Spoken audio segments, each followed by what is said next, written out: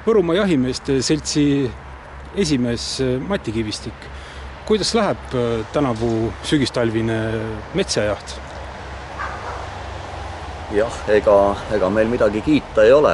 Et selle hooaja metsajaht, kui nii saab kõnelda, toimus meil kevade poole suve ära ja tänasel päeval, kui lastakse, siis lastakse ikka päris napilt. No Keskkonnaamet on nüüd just avaldanud statistika, kus paistab, et Võrumaa jahimehed on selle laskmiskvoodiga nagu päris hädas. Toona, kui see kvoot meile kehtestati, oli Võrumaa poole pealt küll selge, et meil ei ole kusagil seda 1400 siga võtta. Et selleks ajaks tegelikult oli katk suuresti juba Võrumaa oma haardesse võtnud ja need vähesed piirkonnad, kuhu ta veel ei olnud jõudnud, et ka nemad sellist numbrit ära lasta lihtsalt ei suuda. Mis siis saab? Kuidas nii-öelda riiklik tellimus ära täita? Tegelikult ega see tellimus oligi pandud klausliga, kuna oli rehkendatud jahimeeste enda väga optimistlikku arvamuste varakevadest, kui tegelikult katk püsis meil suhteliselt hästi veel teatud piirkondades ja ei olnud nagu sellist laiemat ulatust veel haaranud ühtepidi ja teisipidi ega ka katku eesliinil need jahtkonnad, kus ta juba sees oli ju ajujahi keeld, tegelikult meestel metsa asja ei olnud ja ega nad täpselt ei teadnud enam, mis see metsas toimub. Kas on ka praegu selline kartus, et mõned Võrumaa jahtkonnad võivad oma küttimisloast nagu ilma jääda?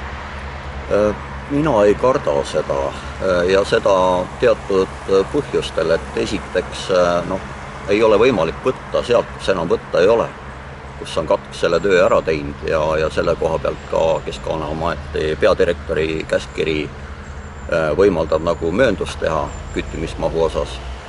Ja teisalt need jahtkonnad, need vallad, kuhu täna veel katk jõudnud ei ole, mehed teevad kõik endast oleneva, et ikkagi see küttimismaht ära täita.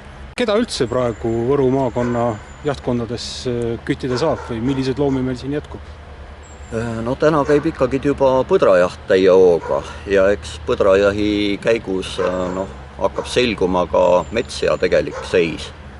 Et täna suurt enam kohe lõpnuid metssigu ei leita.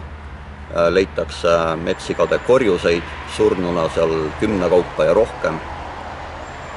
Ja ennekõike põdrajaht, et ka üsna palju on jahtkondi tegelikult, kus otse metssia korjuseid küll leitud ei ole, aga samas nagu siga ka ei ole.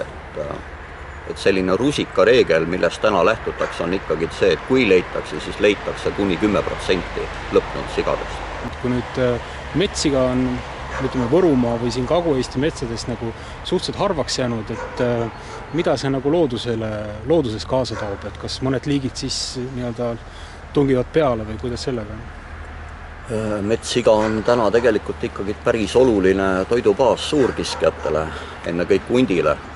Ja kui see toidulaud kesinaks jääb, eks hunt peab toidupoolise kusagilt mujalt saama. Ja seda on ka täna juba märgata, et on päris palju piirkondi, kus põdralehmi vasikatega enam ei näe. Nii et hunt murrab peale nüüd? Jah, võtab vasikat tagant ära. Ja eks arvata võib, et lähiaastatel võib ka kahjude osakaal tõusta kariloomadele, koduloomadele. Et ega täna ei oska ei jahimees ega ka uluki seireosakonna inimesed vist päris täpselt öelda, et mis toimub nendel aladel, kus on siis katk üle käinud.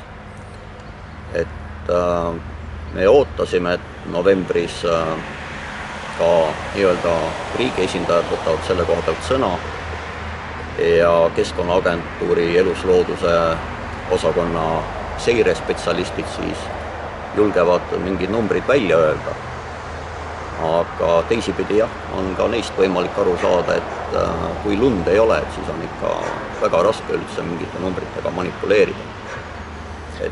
See tähendab siis seda, et kui palju nagu üldse meil siin neid metsi kui palju jah, nende alade peal, kus on nüüd katk üle käinud nii-öelda, siis tegelikult metsi kui alles on. Et ka meil siin Võrumaal kütitakse järjest rohkem antikeha positiivseid loomi. See tähendab seda, et kas on siis veel viirusorganismis olemas lisaks antikehadele või on siis ainult antikeha positiivsed, et kellel on õnnestunud see haigus üle elada.